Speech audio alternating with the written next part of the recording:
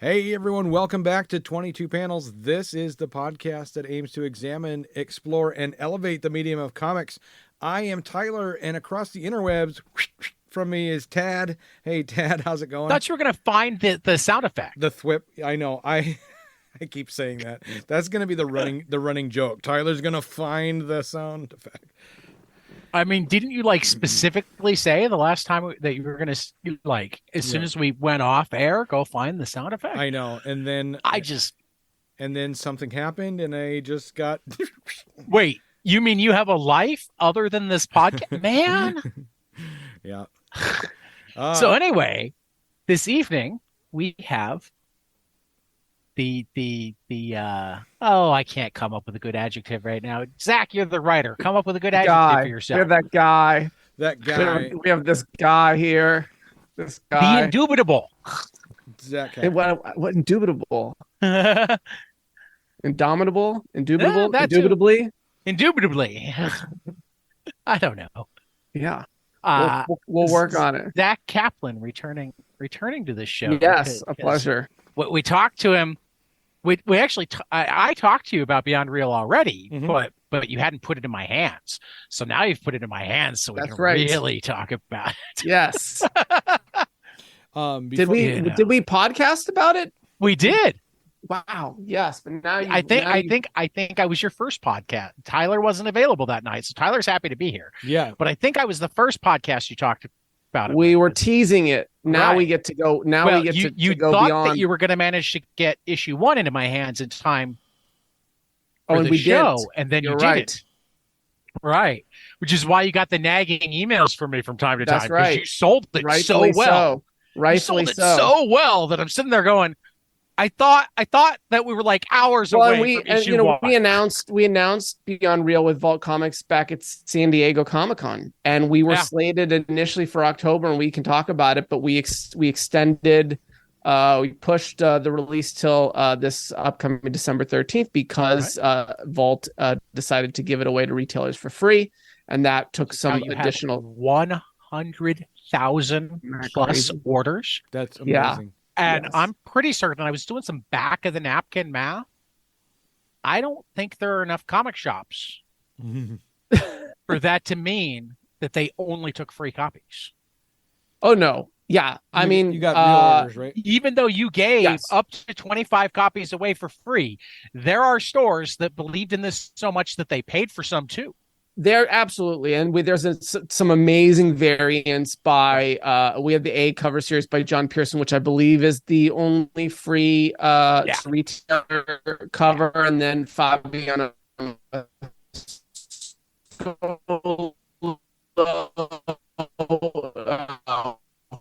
that show. There's a number of variants that we have. To be perfectly honest, totally fine with every. Oh, It's absolutely. just, I mean, the whole series, as we'll talk about, is a love letter to artists and creators in the comics community, and I cannot think of a better Well, thing than to I- get out to as many comic readers and just say, hey, here's try this, and to shops to say, I- here, support this. So yeah, I have wondered for a long time why particularly the Vaults, Ahoy's, Booms of the world, the ones that aren't like top 2 and therefore need to get creative to get shelf space, to get stores to read them and hand sell them. I've wondered for a long time, and they tried it with returnability. I don't think returnability is actually the right way to do it. I think what's brilliant about what you and they've tried it with like cheaper first issues. I also don't think that's the right way to do it. What you have done here, or what the Wassels have done, is I am giving you up to $5 per issue of pure profit yeah, for you to read it and hand sell it to the customers that you know will like it. yeah. Yep. And if you got to discount it to sell it, you can discount it to sell it. I'm certain that there are some stores that are going to give it away for free. I actually think that's the wrong move on their part. every store is different. I've spoken to a lot of different stores, and there are stores that are very different from each other, and there are stores. Oh, absolutely. And it is not a one size fits all. But but the truth is that retailers are hurting right now. The direct market is hurting as far as these go. Particularly the ones that either haven't or don't have the particular customer base to make it easy to pivot into more graphic novels, more collections, more than just floppies. Yep. Yeah. And I know there are a lot of shops that want to be able to expand into independence and other things. And this is a way for them to do that, for them to take this inventory on behalf of Vault and all of us behind this book and say, take this. And then if it's right for you to give it away, obviously the incentive in giving it away for the store is not to avoid profit, but is to incentivize the readers who try it to subscribe to the whole series and buy the trade as well. That's the play in giving it away for free, is to get everybody to make it easier to try. Yeah, but alternatively, there are shops on a very much. I think you'll act. I mean, it's just I know how many people don't read their free comics forever. Yeah, maybe. You know what I mean? Whatever is right for the shop. From my time, I've worked in a lot of stores. We're trusting the shops. I'm not trying to shame any store that gives it away. I'm just saying that this is a book that's going to appeal to a lot of people, but not necessarily all people. So if it's that free book that you have on the counter that you're not selling at all, you're not going to turn that into subscription. No, the shops will know. The shops will know their customers, and they will know who is going to respond to this book and who. And look, we leave all that to the customer, to the stores. We're trying to make it easier for everyone to check out and experience this book, and I'm super thrilled about the initiative. I said yes immediately when Vault brought it to us, and we're over the moon about 100,000 issues of number one being out in the world. Just amazing. I think is significantly more than Unnatural Order got. Mm-hmm. No, actually, Unnatural Order had a little bit higher than us, but I know two shops that didn't manage to get the free Unnatural Order because they didn't notice. Oh, yeah. And both of them have yours. No, I know. I think there's been a little bit of both. There's some shops that are playing around with this model and trying to figure it, and maybe ordered an excess in the first round and are coming. There's some that weren't even aware of this initiative and said we didn't even pick up Unnatural Order, but now we're going hard. Comic shop knew about it with Unnatural Order is when I told him, and unfortunately I told him too late for him to take advantage of it. Yeah, I think the strategy. I think the strategy in the initiative is going to find its footing. But I mean, as when we started this, if you told me there was an opportunity to have 100,000 of this out just for readers to pick up, and again, I wouldn't believe I just love the creativity. Will it work? Who knows? Yeah, we'll find out. But you got to try stuff, right? Well, that was one of my first questions for you: is Zach, how has it been working with Vault? I mean, it sounds like it's been a positive experience. I mean, we'll know for certain. In terms of this free initiative, the plans, absolutely. Yeah.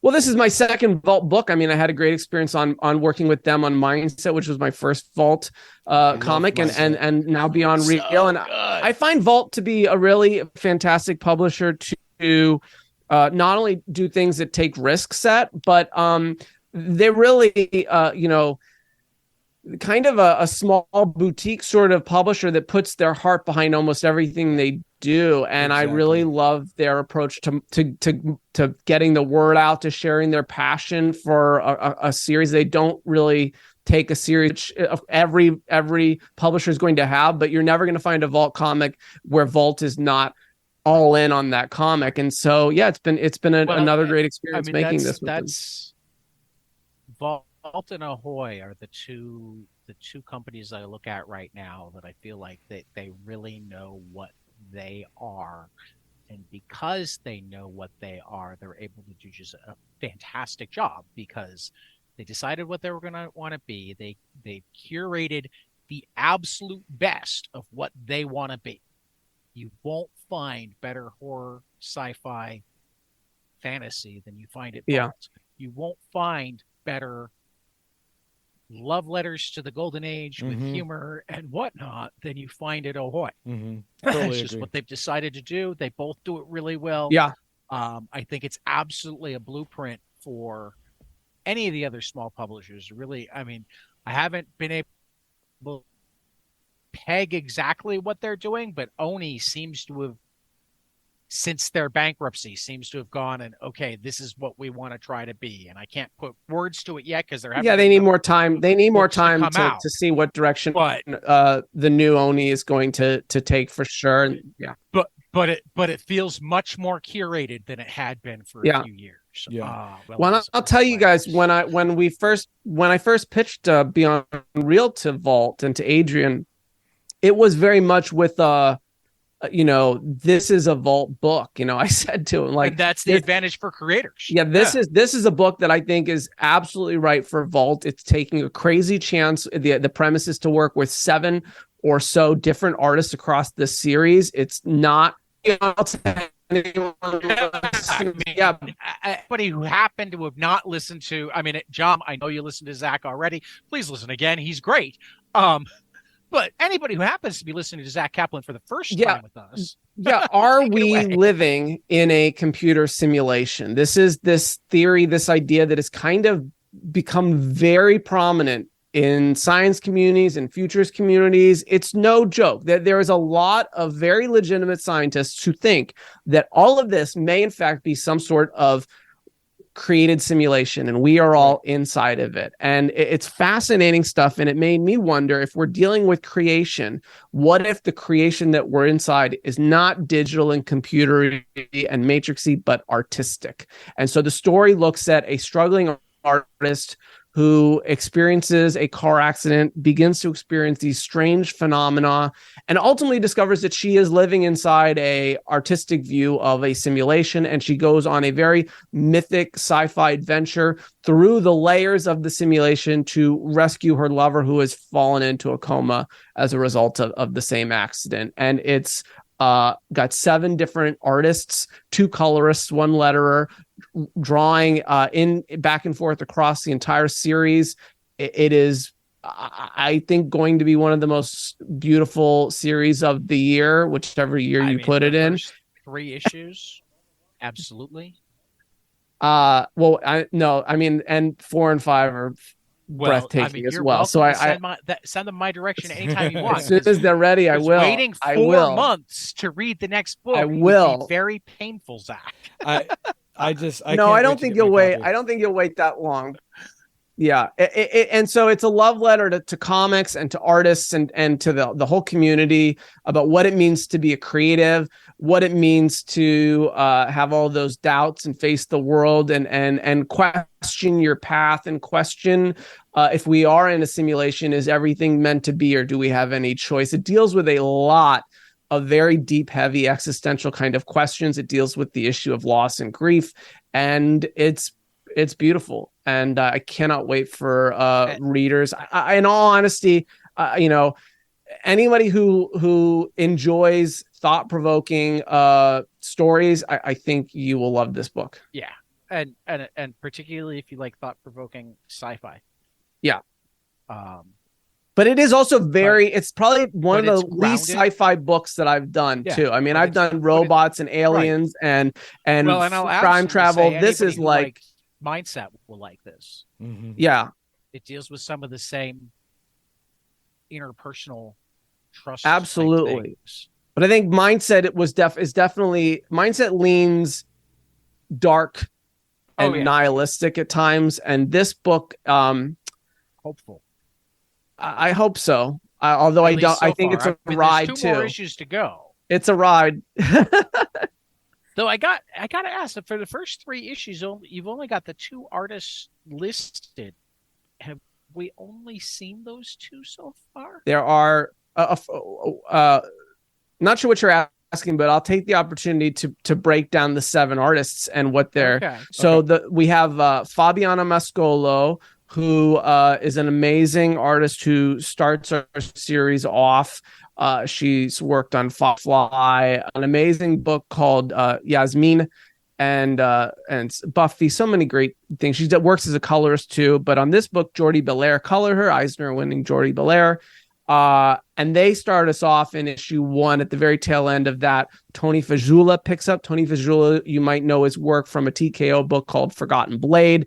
Absolutely stunning work in that series. He picks up into issue 2. Then Vincenzo Riccardi, who's worked on a number of things, including Star Wars and I think some Dungeons and Dragons, but is predominantly known as a top-notch cover artist. He comes in on issue 3. And then then we have Dennis Menhier, who is a very fantastic visual artist, but I think relatively new to comics. Dennis had a really cool book called Aetheris that just came out, I believe, with Source Point. It was a one shot, which was just so breathtaking. And Dennis is working on this. Then we go with Jorge Corona, who's being colored by Matea Iacono. And Matea has worked on so many different things, both Big 2 series, Radiant Black, on and on. Jorge Corona, everyone knows from We Love You in the Dark Middle West, Batgirls. I mean, just amazing to have them on it. Then we have and issues 4 and 5 continue to devolve at the pace that the artists are contributing. So predominantly issue 1 is Fabiana, predominantly issue 2 is Tony, predominantly issue 3 is Vin, although there's a lot of handoff and back and forth. Also, Fabiana and Jordi Belair have little vignettes that are running throughout the entire series. But then once we hit issue 4, Dennis, Jorge Corona, we have interiors with Liana Kangas, who she said destroy, Yes. know your station, True Cult, and so many other great series. And then Luana Vecchio, who Love Sick and Bolero, which was 2 Image books that I absolutely loved. Right. They come in at the tail end for portions.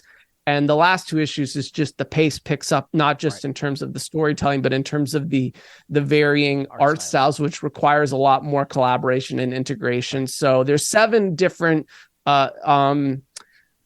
artists across the whole thing. Hassan Otsmane Al letters the whole thing, start to finish, changing style. So if he wasn't already perfect loving enough, Hassan's letters, and I reached out to him recently and got good bit to try to talk about his own comic, and this will definitely come up too. There are a lot of performances in this series that are Eisner worthy. Right. Hassan's is absolutely Eisner worthy. I cannot think of a lettering performance like this where you are told that you have to create unity across a 5-issue miniseries, but working with 7 different art styles, right? And then you have to vary up for each art style. So in addition to all the creative, immaculate choices that he makes on a page-by-page basis, the cohesiveness that he's bringing is staggering. And I'm not just bragging. He deserves an Eisner nomination for this book.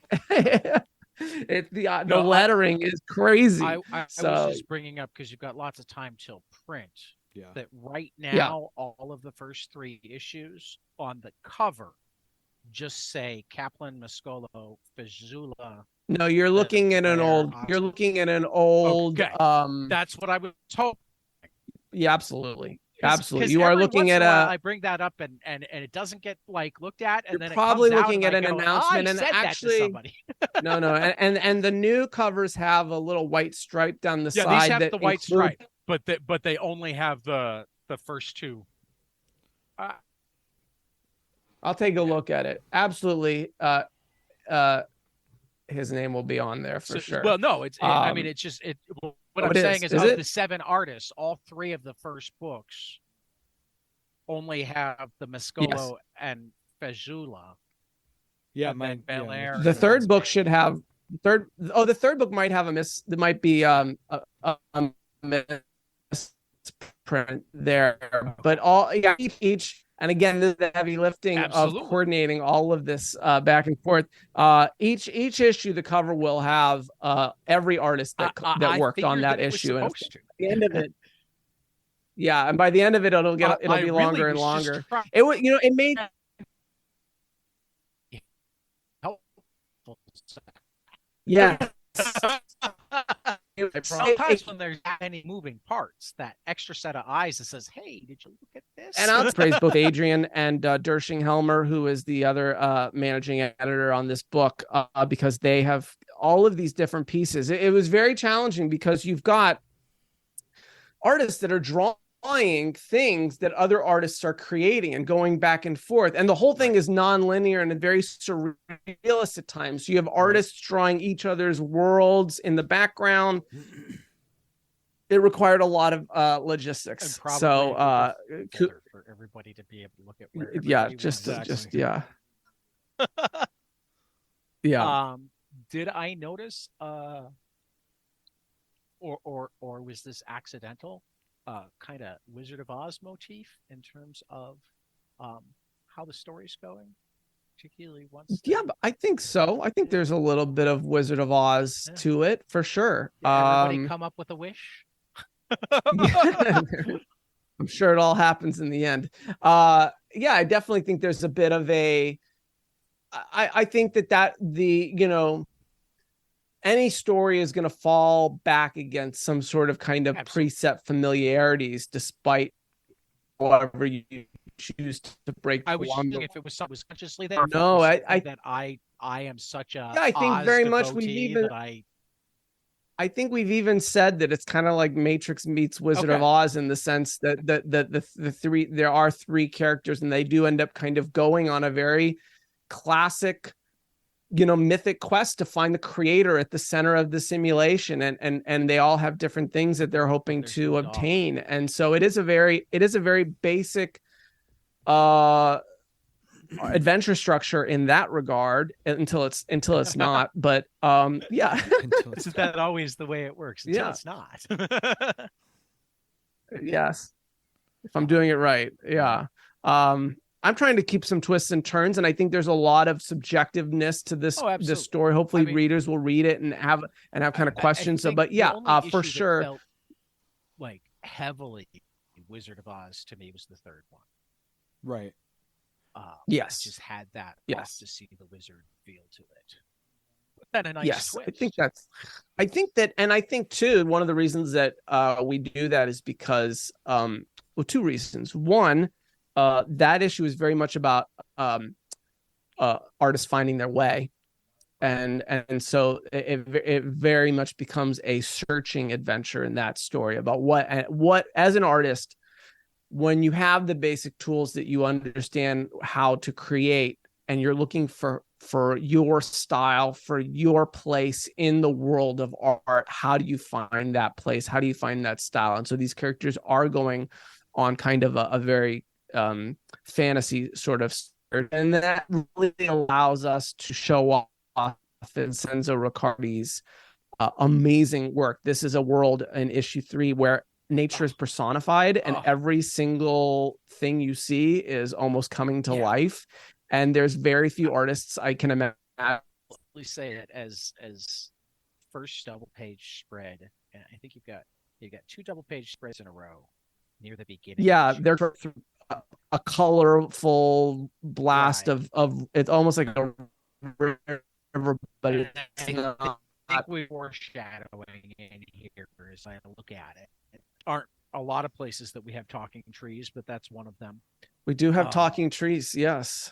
Why wouldn't we? And I think you showed me this page and we were looking at it the last time.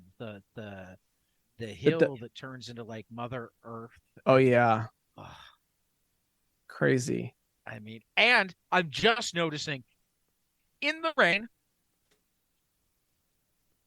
and a beautifully done rain. Yeah, Zach's laughing at me because I'm having conniptions. It's a gorgeous series, and Vincenzo brings everything to life in that issue. Tony in issue 2 create so much chaos with lines. It's really it's the scale is grand, but it's claustrophobic. And I mean, the world that we're talking about is like, she's come into like the behind the scenes skeletal impressions of our world, and she can see people that can't see her, and life is going on all around her. And it's a daunting thing to ask an artist to even try to take on. And Tony brings it all to life in this really incredible way. I'm looking at talk an about example right the now. art engine rather than the strictly technological engine, but the issue too is just such a stunning mix of the two. Exactly.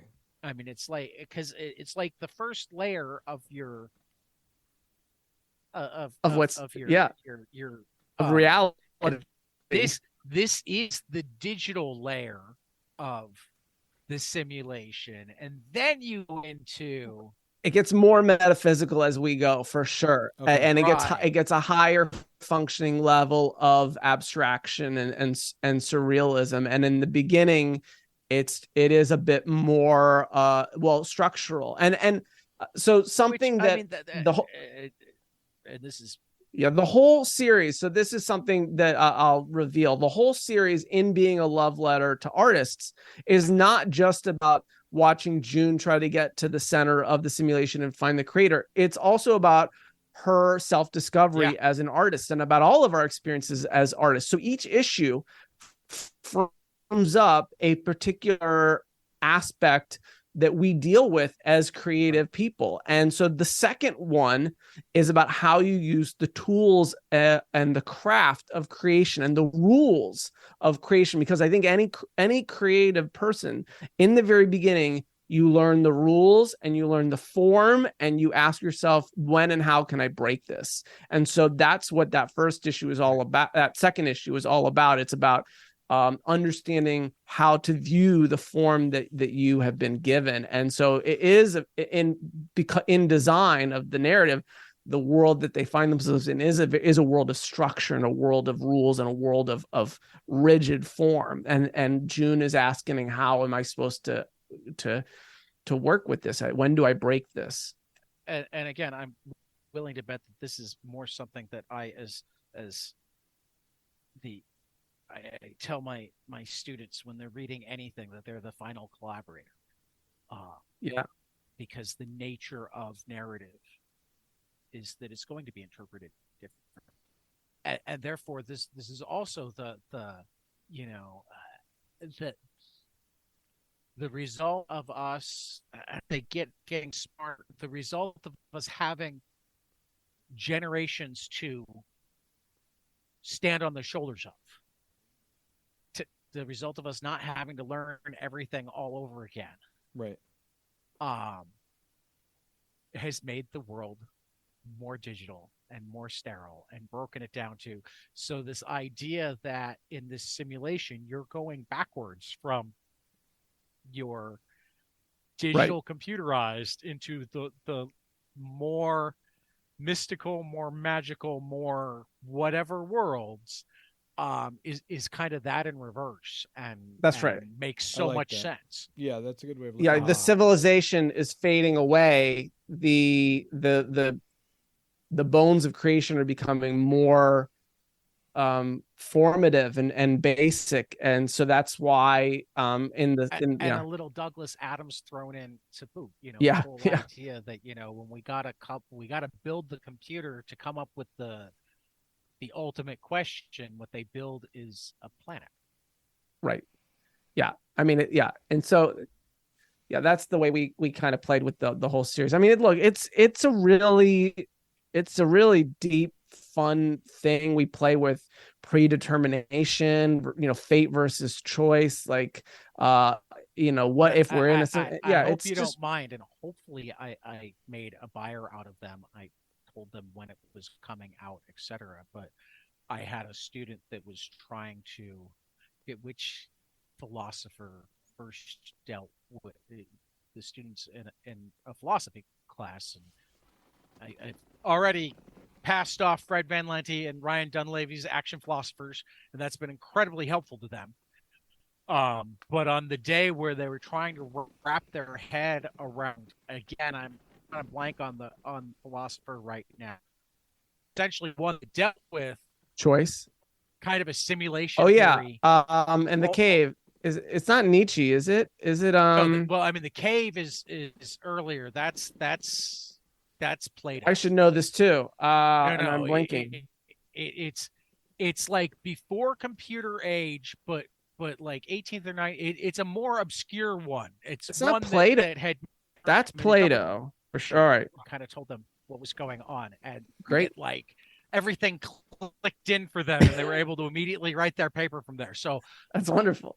I apologize that there's a student in my high school that's that has all right. seen significant portions of that's issue. Quite all right. That's no, that's good. That's awesome. That's great. I know it's embargoed, but I figured for teaching purposes, as long as they're not posting it, yeah, it's all good. Yeah. They didn't even get to keep it.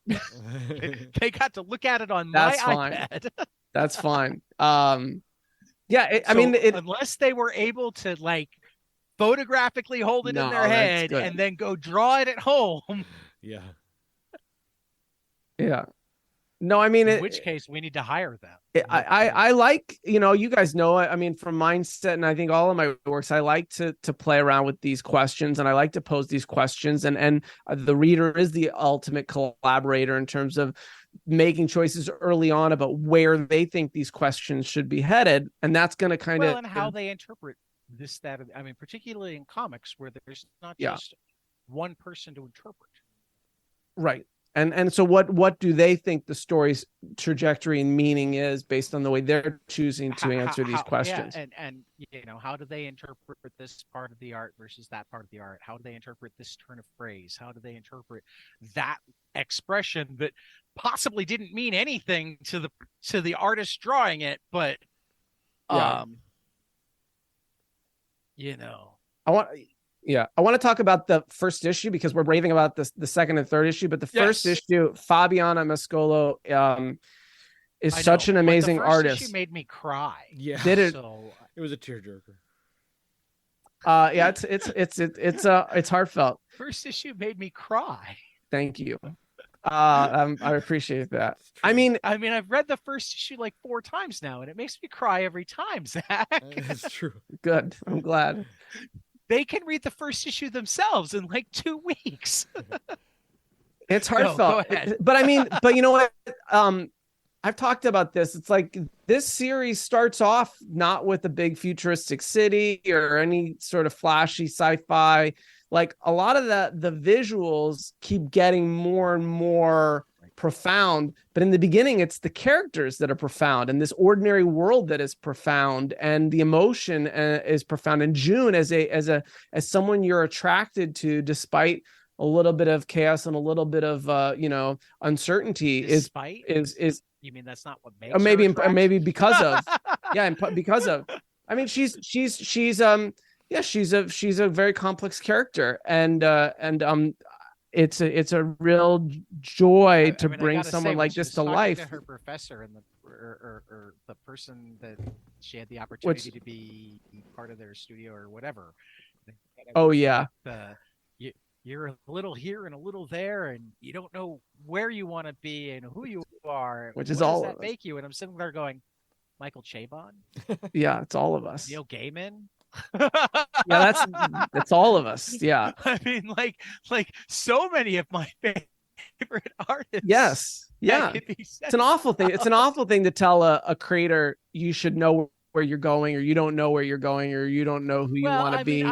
And we trick ourselves when you hear this sort of feedback, by the way, as a creative, when you hear that, you trick yourself into believing it. You trick yourself into thinking, oh, I'm supposed to pick a lane. I'm supposed to know my own voice. And sometimes you do, but if you don't, it's not because you're doing anything wrong. You might be doing everything right. And you just are on your way to discovering it. And so, yeah, yeah. So I mean, look at Jeff Lemire. Yeah. Yeah. For that matter, I think it was in the introduction to Gentlemen of the Road that Michael Chabon was writing about how like his publishers like thought he was nuts when he pitched the book. They're like, right. You wrote Wonder Boys. You wrote Mysteries of Pittsburgh. You just won a Pulitzer Prize for Adventures of Cavalier and Clay, and you want to write a book that your working title is Jews with Swords? Right. Because it is. It's just it's a fantastic one. I love it, but it's just an adventure story. It's more in the Conan vein than the Adventures of Cavalier and Clay vein. And he's like, yeah. Why shouldn't I take advantage of the fact that I am financially stable and have this Pulitzer to fall back on and write genre fiction because I love genre fiction. Yeah, right. I'm certain that I won't only write genre fiction. Yeah. But right now I feel like writing genre fiction. So, and then he went on to do Yiddish Policeman's Unit is just a mystery, and then he actually did some writing for escapist comics. I think a lot of times you find creators who find as they continue to find their way. Something literary. Sure. Or for sci-fi, but I feel like writing a mystery, damn it. Sure. But then about the people who had like 7 pen names. It's like, wait a minute. No, it's not new that people wrote in different. They just didn't used to tell people. Right. Yeah. But yeah, I don't. I think about creation a lot because we talk to a lot of creators. And it's such a cool thing. Yeah. Where the ideas come from. Yeah. How you flesh them out. There's so much craft involved, but there's still got to be like that spark and that fearlessness. Yeah. It's interesting too. I think when you think of, and that's kind of one of the jumping off points for this series is like when you think about simulation theory, like, okay, we're living in a simulation. The first thing everyone goes to is Matrix. Like we're living in a video game, right? Which is odd because if higher beings created this, why would it be a game? Why would not be a work of art?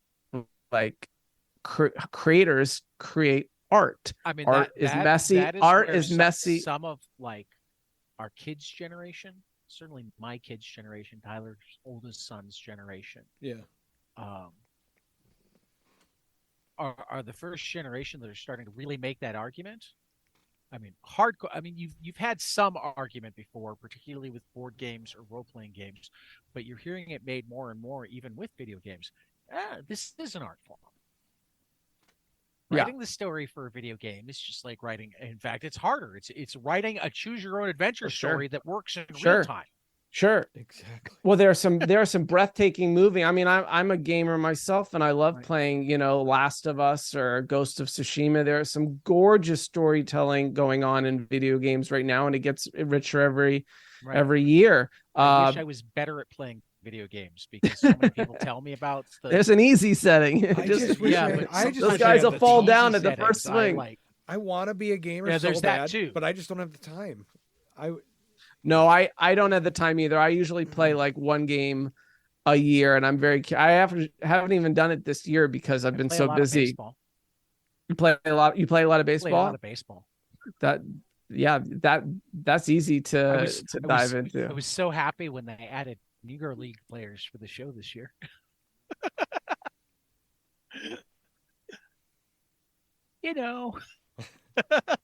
But games are. I guess games are inherently linear and inherently like you're starting and you're ending, and there's kind of a quest component. And I think art is a bit more messy and abstract at times, and then you derive meaning from it afterwards. But the meaning that the viewer derives might come from an aftermath of the creator had no intention of leaving that meaning. A creator can create something and say, here it is. And someone can come view it and say, I see something that the creator never intended to be seen. And so it's a far more abstract, subjective experience. So I find that interesting that when we look at this idea of, are we in a simulation, we always try to assign these very kind of gamey, rigid kinds of ideas about it. And the series says, well, what if it's far more abstract and far more chaotic and creative oriented. So it's a real joy to kind of explore this idea, and to I think, Mindset was posing the question about our relationships with our devices and making us think about kind of technology.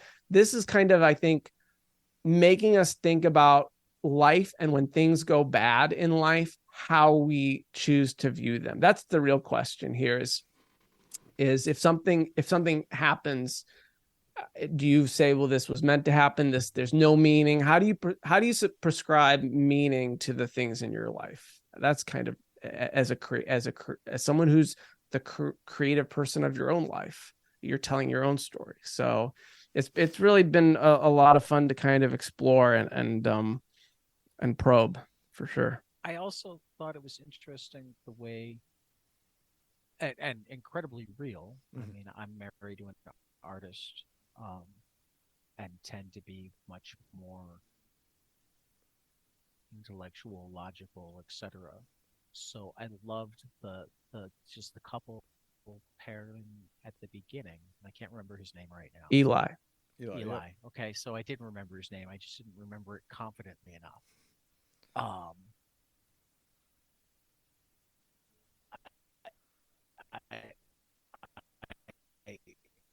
Again, just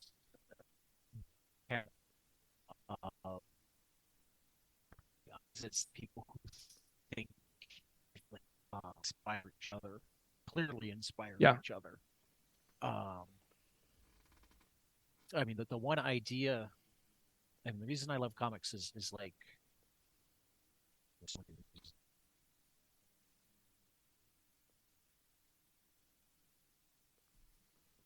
concepts that I haven't seen played with a lot directly in comics, but I think your characters here represent it, is that in general, with some bleed in the middle, but we've talked about it a few times on the show, people either think in words or they think in pictures. They don't really think in both. If they think in pictures, they can assign words to those pictures. If they think in words, they can build word pictures. But I don't see pictures in my head. I can give you a great description of something that I know well, but all that's in my head is I'm not even seeing the words. It's like I'm hearing the words to be able to pass on into pictures description of the thing. See, like I definitely visualize in my head, and come up with the words from that. My wife is that way too. And it's something that I remember it was actually Kevin Drum, who's like an economics reporter for Mother Jones, or used to be. I guess he's semi-retired now. That was the first one that he wrote something about it, because he just discovered it randomly, and he was so blown away. And this was like 5 or 6 years ago. He was so blown away by it because he knew that people thought differently, but it never occurred to them. Never occurred to him that people thought that differently. Yeah. So he immediately sent out an email to like the 50 people he knew best in the world,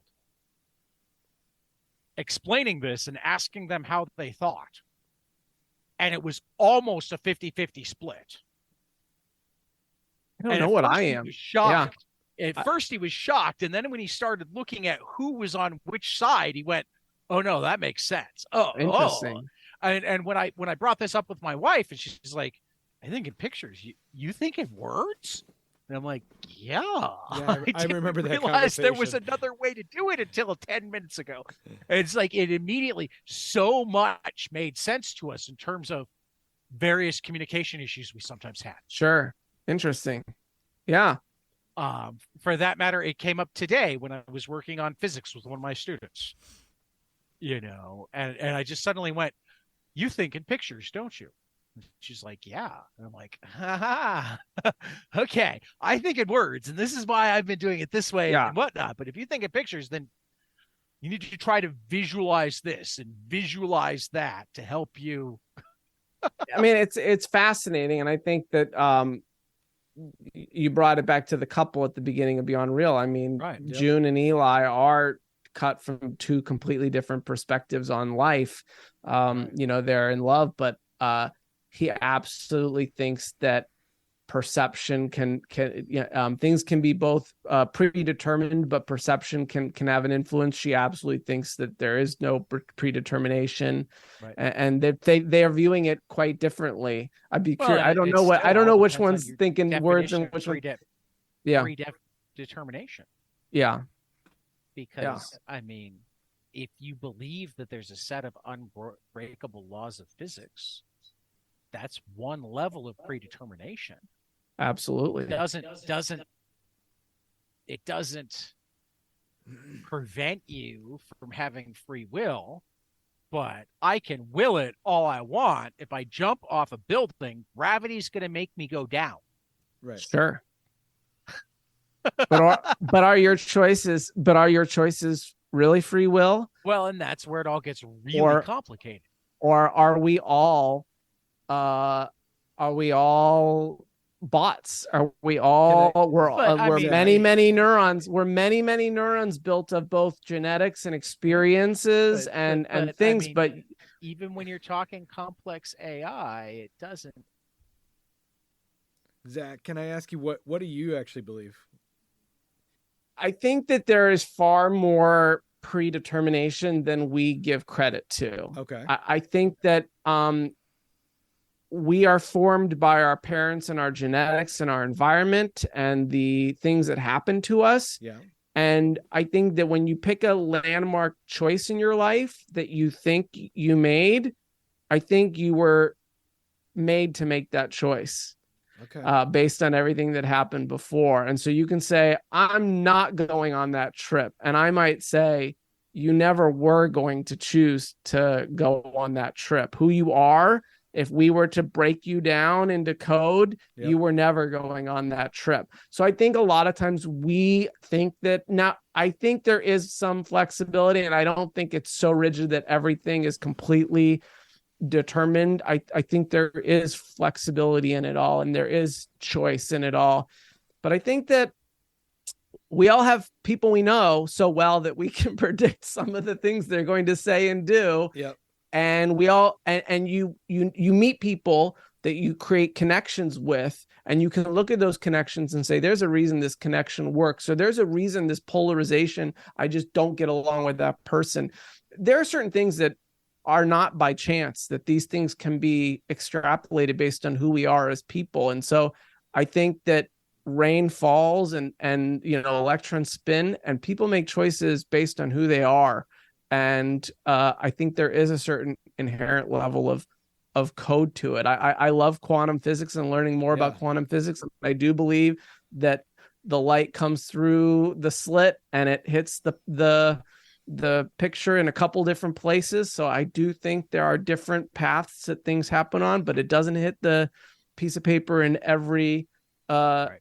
It doesn't hit the piece of paper everywhere. It's this way or that way. And so I think you and I are in roughly the same place, but like looking at it from different perspectives. Cause I think that there are way more rules than we've come anywhere near discovering. So in that sense, I think the likelihood of us varying from certain paths that we may not even be able to completely recognize is low. But two things that I don't know if you necessarily disagree with them, but the perspective I come from is first, there's still a lot of randomness.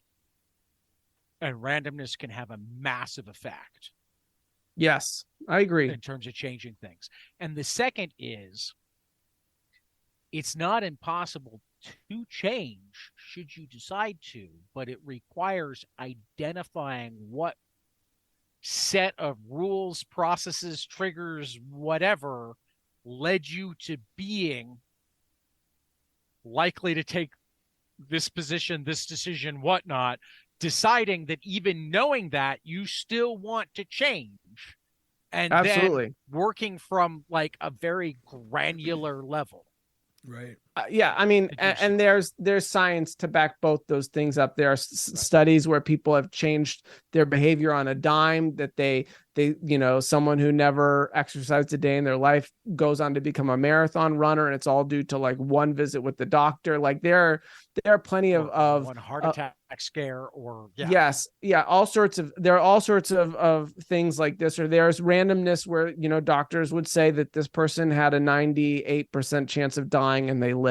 And if Keith that's Richards, not when they came up with that remember I think it was the late 90s, they came up with that like inventory where you take this inventory and it was supposed to predict how long you'd live to within like days. Right. The problem is, just based on public records we had for Keith Richards, who was like 60 something at the time, he should have died at like 32.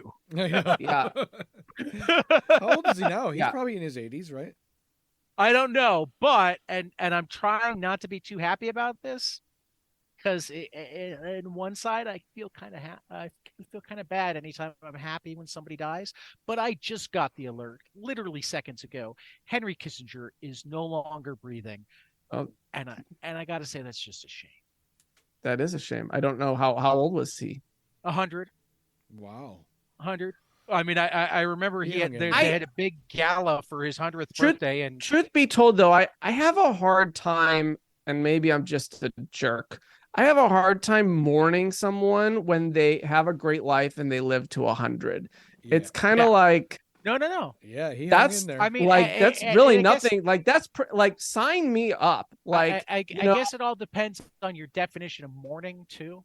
I'm not a big fan of like mourning in the way that lots of people think of mourning, because I spent enough years working in dementia care, senior care. I became really, really appreciative of those years before you lose your mind, first of all. Yeah. And second of all, became really aware of how often, past a certain point, death, even if there's nothing after this, is a mercy. I mean, we're all going to die, and and so, well, I mean, unless it's a simulation that you're writing, in which case we're going to be recycled in another. I don't know. We'll find out, right? Yeah. And we'll find.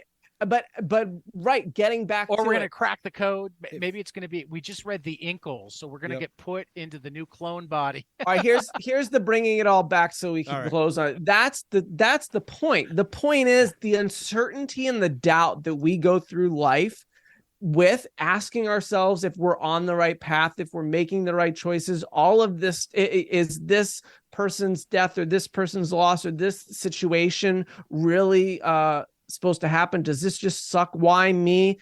Maybe at the very end of all of this, you look back and you have this perspective, like looking at a great piece of art or painting, to see the beauty and the tragedy and the meaning in it all at once. And so rather than suffer that doubt, wouldn't it be wonderful if we could have the wisdom of knowing that the whole thing will have meaning in the end?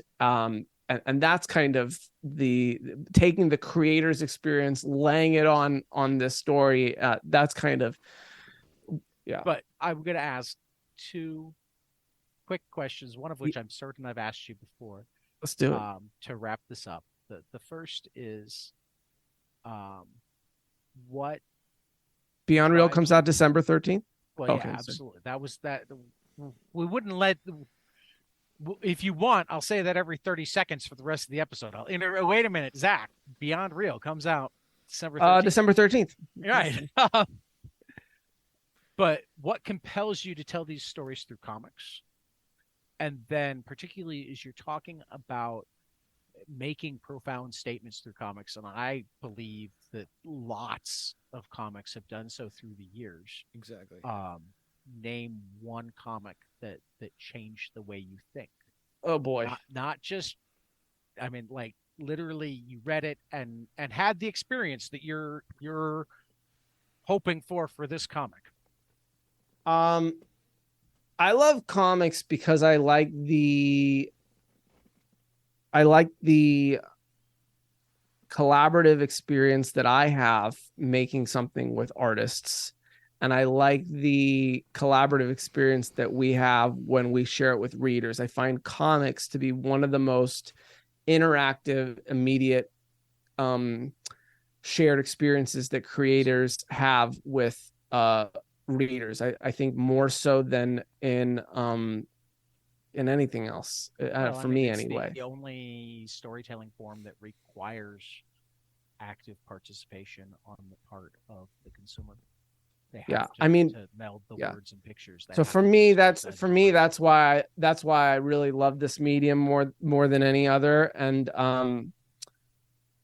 God, in terms of something that, I mean, there's so many. Which is why I didn't ask for a favorite. just one that pops into your head that, like, you read that and you had to sit back and go, like, rethink not just comics, but like portions of your worldview. It was that random event that changed who you are. See, I think the reason I struggle with the question is because I don't know that I have that a lot, because I cannot help but read anything without getting in my head about the form.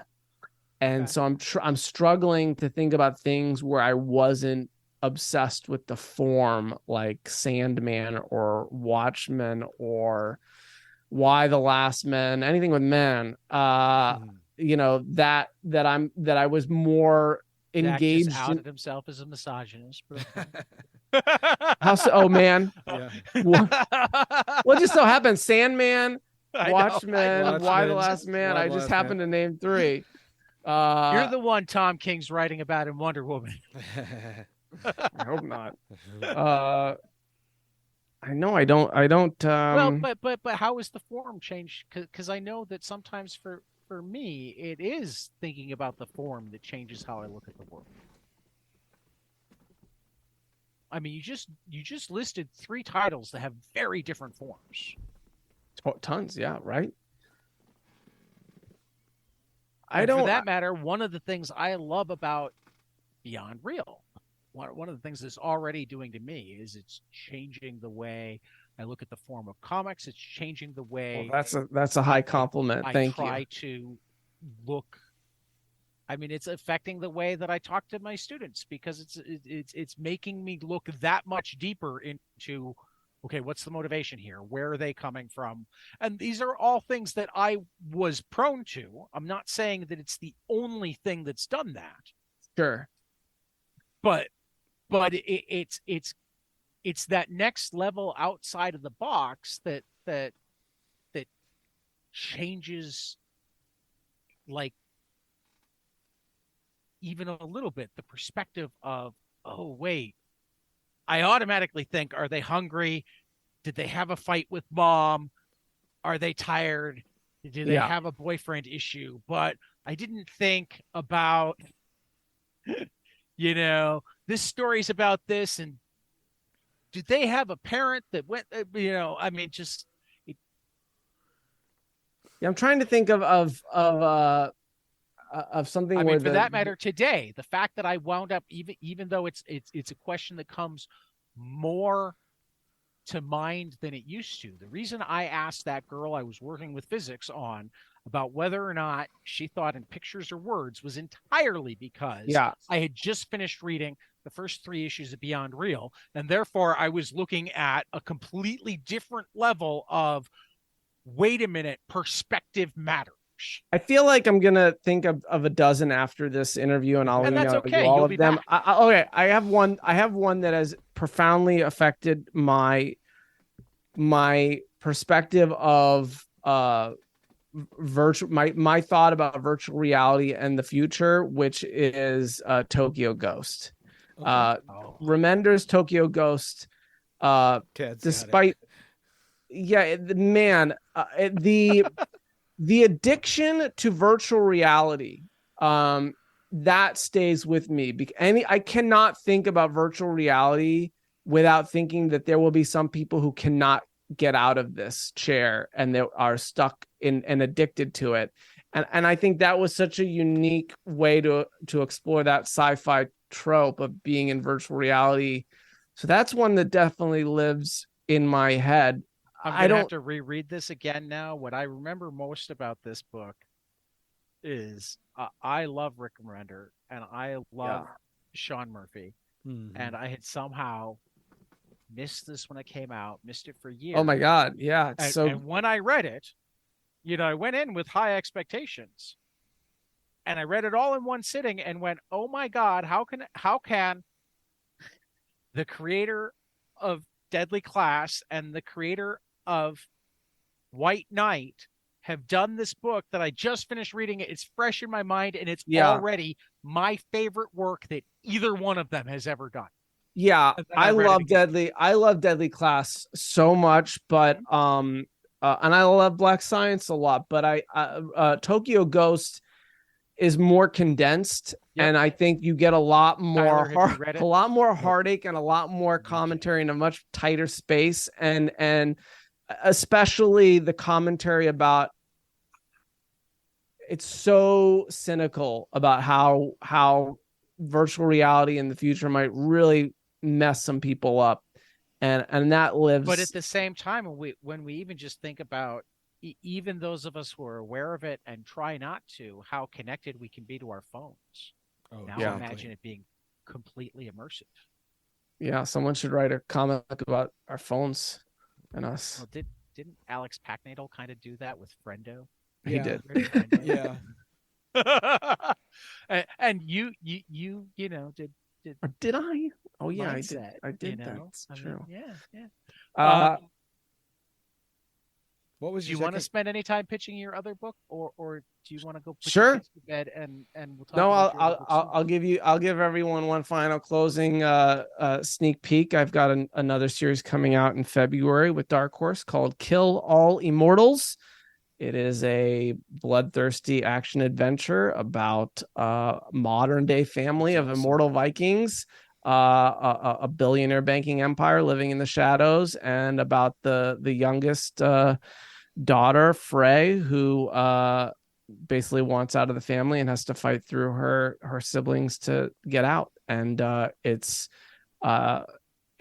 probably my most action bloody series yet. Fico Ossio on art, Jordi Belair on colors, Hassan Otsmane Elahou on letters, Tom Moeller on design, Oliver Barrett on our covers, amongst other greats like Vincenzo Riccardi and Raphael Albuquerque. Really good at memorizing names like this, or do you have them on a board? Yeah, you're just rattling them. Because I'm like really impressed that you're able to immediately, because even there's so many writers that, and I know them well enough to know how appreciative they are of all the people that they work with, but who still have trouble always recall, particularly when I've been staring on at they're part of the team. So once they're part of the team, I know my collaborators' names, but Kill All Immortals is if you like Vikings, if you like modern action like Berserker, if you like strong-willed heroines like Erica Slaughter, if you like family dramas like Magic Order or the TV show Succession, you're gonna love this series. It's modern and stylish and sexy as hell, and it's like also media coaching. We just slipped in, the Keanu Reeves book. No. The James Tynion breakout book. That's what it is. That's what this series. The biggest TV show since Game of Thrones. That's what it is. It's a family of immortal Vikings, and they're fighting John Wick style. I mean, awesome. The pitch was it's Succession with immortal Vikings fighting John Wick style. That's the pitch. That's okay. But it is very much. I write thought-provoking sci-fi. I'm not going to give away anything. It is a bit more genre and supernatural, but there is components of sci-fi, as I always have, and more so it is thought-provoking because it's very much about the world's relationship with legacy power families that control everything and that we just kind of allow to control everything. And this is something that's been going on for centuries and centuries, but these dynasties, these families that just continue to pass on wealth and power and never go away. It's really about that.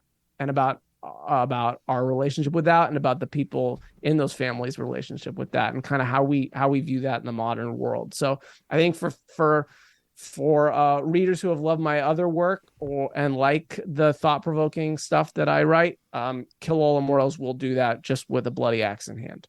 That's awesome. I like a bloody axe. Perfect. Well, yeah, that's awesome. Like so. Yeah, that's out in February. So definitely when you go to pick up Beyond Real, tell your shop to order you a copy of Kill All Immortals, February 21st. Also, you know what else I'll mention real quick? My time travel adventure, Forever Forward, is finally coming out in graphic novel form in February as well, with Scout Comics. We have mentioned that very recently. Yep. It was we've started making a point of going through the catalog, and we totally jumped on that because we both loved that series. Thank you. So yeah, and then I have another announcement that's probably, when is that coming? Another month or so away, and then something else new on the horizon. So I'll be talking to you in a month. Yeah, you might. Tyler can show up too. Yeah, I'm in a month or two for sure. And hopefully I won't have as much internet troubles as I've had tonight. I'm sorry to see you. You were. You know what, Tyler? It was a little. You were going in and out of the simulation. It was. I was like, I would hear it, and then hope all the recording worked because I didn't record on my end. I would pause when I would drop out. I paused it and I would start it when I came right back in. So, we're missing about 30 seconds both times I dropped out. That was the best 30 seconds I ever gave. I know, but I'll make it sound seamless. No one will notice. It's a pleasure, guys. I love going deep and nerdy, and yes, thank you so much. Come back soon. I will. Take us out. All right, guys. We will catch everybody after the next page. See ya. Hey guys, this is Tyler from 22 Panels. I'm here to tell you all about our Patreon. If you enjoy this show, please consider donating to our Patreon to keep this show going. We have many different tiers, all different levels, to help you decide what's right for you. Okay, so get on out there to patreon.com/22panelspodcast.